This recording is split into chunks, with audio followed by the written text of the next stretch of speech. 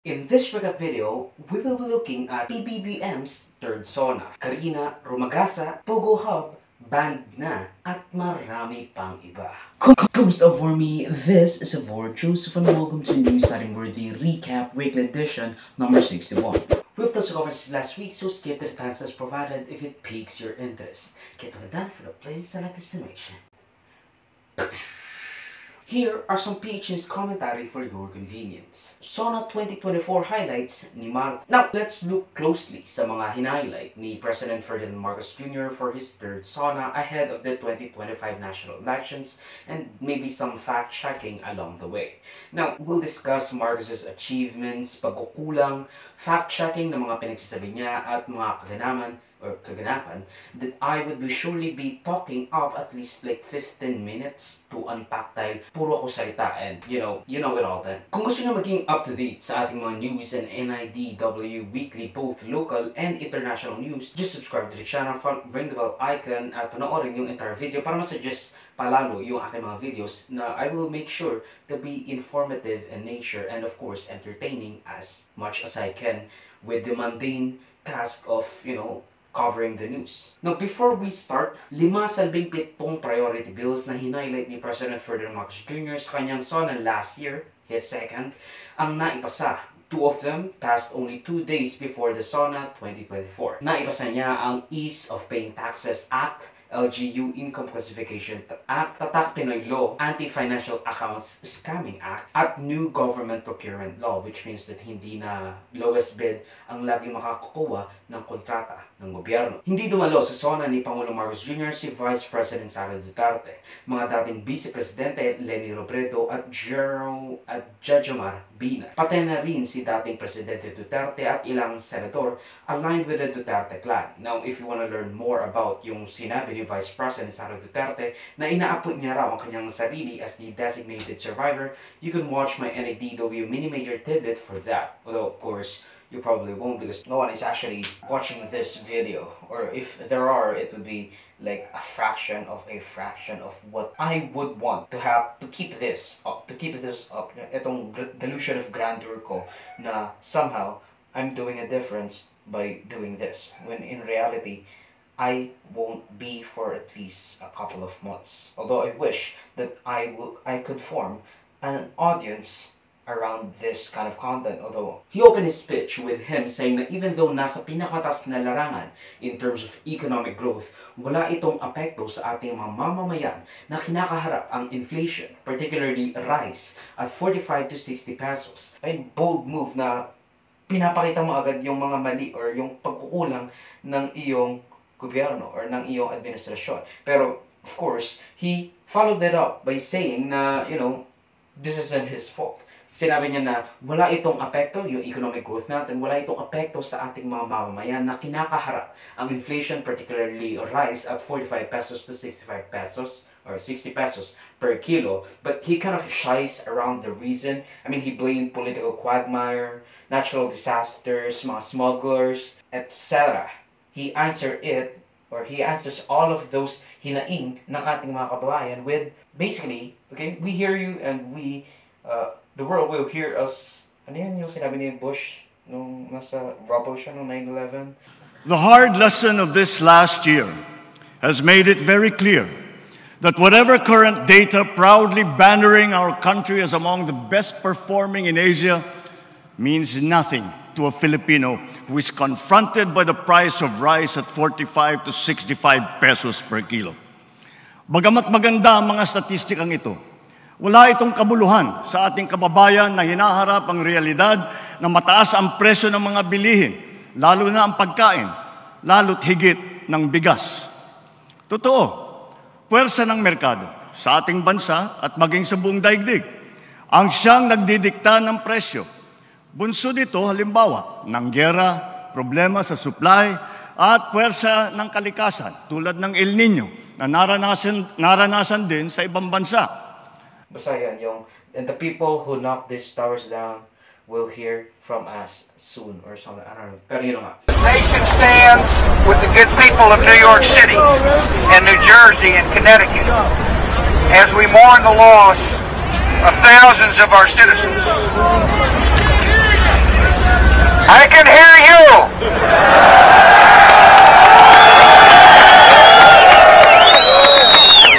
I can hear you. The rest of the world hears you. And the people who knocked these buildings down will hear all of us soon. With GMA hitting back with 24.4% rise price inflation rate noong March 2024, highest in 15 years, and 22% nitong June 2024. He also flaunted yung kanyang mga agrarian reforms na tutulong raw sa higit 600,000 na magsasaka para magroon ng sariling lupang tatamnan along with debt forgiveness. Now, of course, I love the agrarian reforms that Marcos has already been doing, like at least since last year, yung kanyang comprehensive agrarian reform that would benefit a lot of our farmers para, sa kanilang property na, yung kanilang tinitil na lupa. Now, along with pagpapalawak ng kadiwa, renewable infrastructure agricultural projects are also highlighted, which includes many solar-powered stuff. Ibinida niya rin ang mga flood control projects that proved ineffective dahil sa bagyong Karina, although he defended by saying na marami raw basura which clogged said flood control project. Person, Ivan Mayrina. Mr. President, sir, may we get your thoughts after your inspection this morning? Statement lang muna, sir. Okay. No, just a simple assessment lang. The reason I did this was to really inspect because I wanted to see what the situation was, and I was right. It's really different reading the piece of paper than actually seeing it and seeing what people have to go through. So, for example, this was not the amount of water was not as bad as Undoy, but the effect was greater than Undoy. Mas malaki ang baha. Mas maraming nabaha na lugar kaysa tanang ng Undoy. Mas marami tayong flood control ngayon kaysa noon. Pero climate change, this is what the effects of climate change are. Was that navigation gate that we went to na nasira because pinangga ng isang barko basta hindi sumunod sa instruction, sinira niya.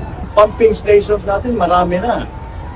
Yun, nagka-problema lang, sana matuto naman ng tao, huwag kayong nagtatapon ng basura dahil yung basura yun ang nagbarad doon sa mga pump natin. Kaya hindi kasing effective na pwede.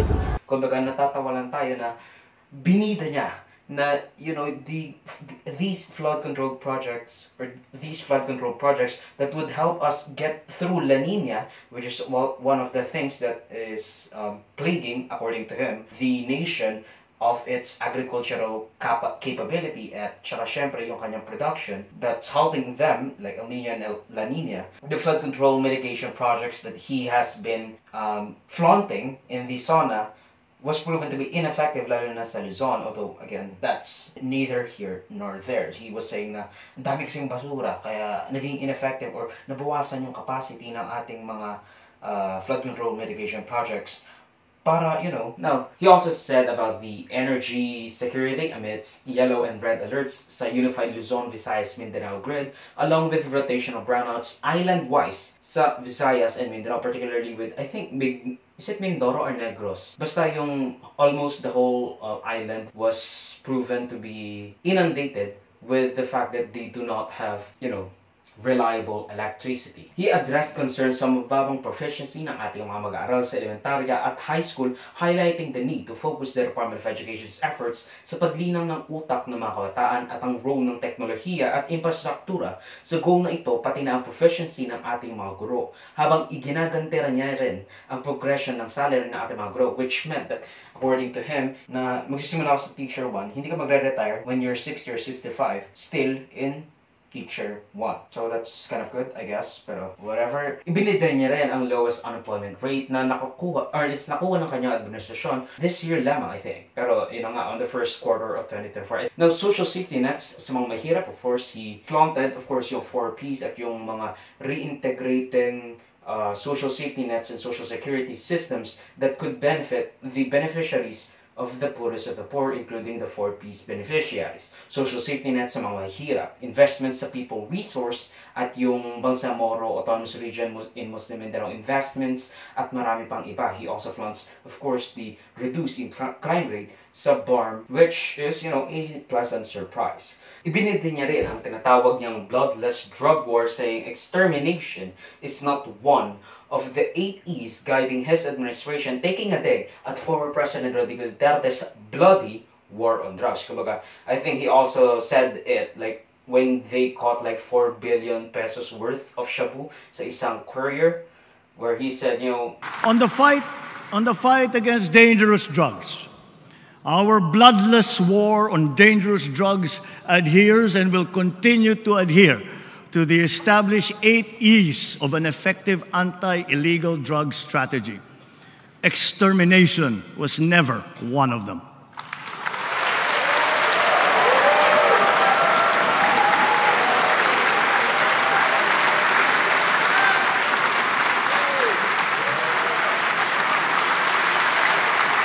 Walang namatay, walang nagputukan, walang nasaktan. Basta't inoperate natin ng dahan-dahan, yun naman dapat ang approach. Para sa akin, yun dapat ang approach sa drug war. Now, he maintained that the Philippine sovereignty on the West Philippine Sea, saying na hindi ito katang-isip lamang. We do not escalate but neither will we back down. Ipaglalaban ang ating karapatan at soberanya sa West Philippine Sea. The Philippines cannot yield. The Philippines cannot waver.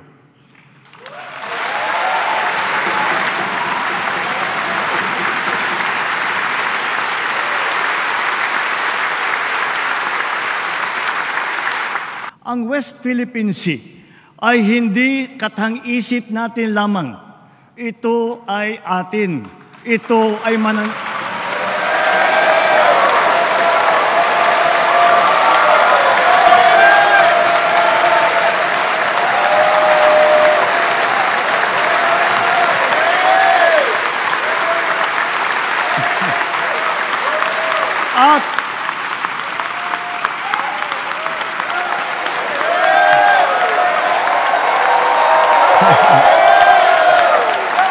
At ito ay mananatiling atin hanggat nag-aalab ang diwa ng ating minamahal na bansang Pilipinas.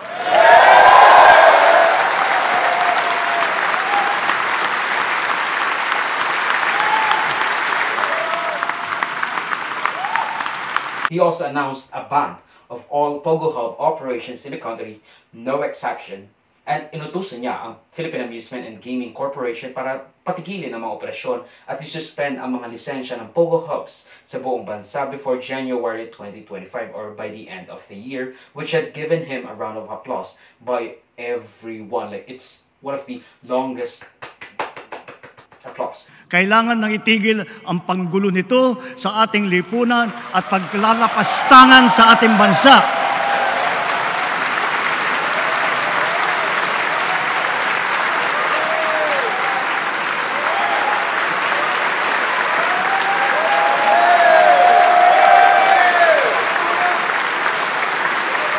Effective today, all Pogos are banned.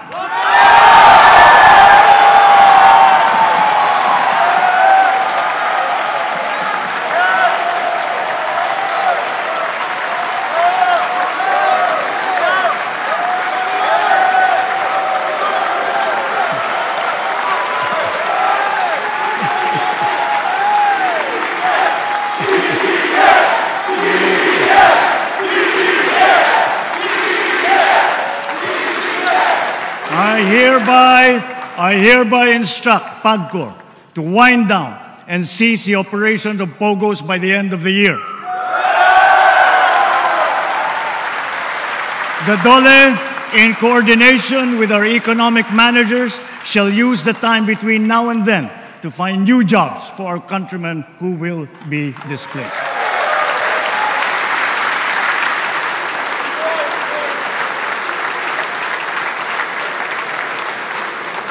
Now, those are kind of consecutively the largest and of course the most roaring applause that he had received in his SONA. Both the maintaining of the sovereign rights of the Philippines sa West Philippine Sea at yung pagbaba niya or pag-utos niya ng banning of Pogo hubs in the country. Now, Philippine offshore gaming operations or operators or Pogos have been a nuisance sa ating bansa, with it becoming fronts for money laundering, illicit activities, torture, human trafficking, at financial scams. Now, it is in the best interest of the Filipino people to let Pogos be no more. I, for one, think that PBM could get a grade from me of 5 to 7, mostly dahil marred ang kanyang termino sa sarit-saring suliranin, particularly with the devaluation of the peso against the dollar and devaluation of peso in general. Nung kasama na rin yung stagnating wages ng ating mga manggagawa. No, although hindi lang siya yung presidente na may kasalanan sa ganoong suliranin ng ating mga manggagawa. The EDCA sites, which could and probably already are fueling the tensions between the US-China PH dynamic, because of course, you know, you're putting US's troops and equipments inside inside the Philippines, and of course inside the Chinese, or at least what they would want to be their sphere of influence. Of course, infrastructure failure, yung kanyang paulit-ulit na pag-alis just to get pledges na without actualization would mean nothing. And of course, he got like a few trillion peso worth of investment pledges, pero of course, it will not materialize unless that we make the infrastructure needed, that they could have the security and of course the stability that they would need in order to invest more in the Philippines, because all we need are foreign direct investments, which is why they were pushing for the constitutional amendment, CHA or charter change or constitutional convention. No, of course, kasama dito, or at least the focus of his speech, his SONA, was yung pagtaas ng mga bilihin for our agricultural products, basic commodities, pagbagal ng paglakas ng ating ekonomiya, at marami pang iba.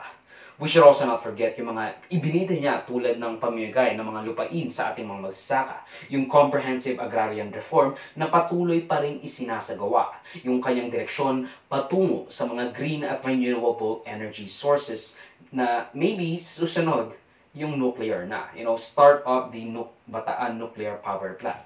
Now, pag-i-invest sa infrastructure through PPPs or public-private partnerships or private-public partnerships, and yung pagkontrata sa rehabilitasyon ng NAIA with San Miguel Corporation for a few years, going through transportation infrastructure upgrades. At syempre, of course, we can see that from NSCR to LRT1 to the subway. I mean, of course, I don't think that he was the one that actually initiated those transportation infrastructure upgrades and projects, but you know, he's going through with the plan. Of course, a relatively strong economy and growth kahit na hindi inaabot yung ating true potential, or even their targets alone.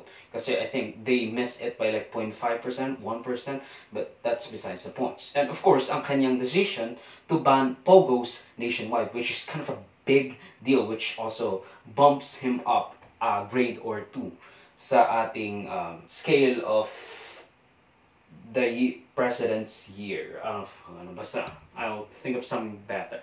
Now, the previous year of the BBM presidency is actually particularly close to me in a sense na I started this series para tutukan ang mga balita at i-report sa inyo yung mga news happening na I deemed worthy. And so, I basically had eyes on the news for the past year, and all of that is in service of you, the Filipino people. At of course, to boost my notoriety in the public and political space. Here are some more PH news for your convenience. Super Typhoon Karina, or Gamey, casualties report. No, rumaragasa at walang tigil na pag-ulan ang naranasan dahil sa dumaang bagyong Karina with an international name Typhoon Gamey, a super category 4 typhoon na bumulusok sa Luzon. Si Gamey ay ang ikatlong pinangalan ng bagyo na pumasok sa bansa kasabay ni Karina si Butchoy na nasa West Philippine Sea, sandwiching the Philippines sa magkabilang parte, which made it exceptionally harsher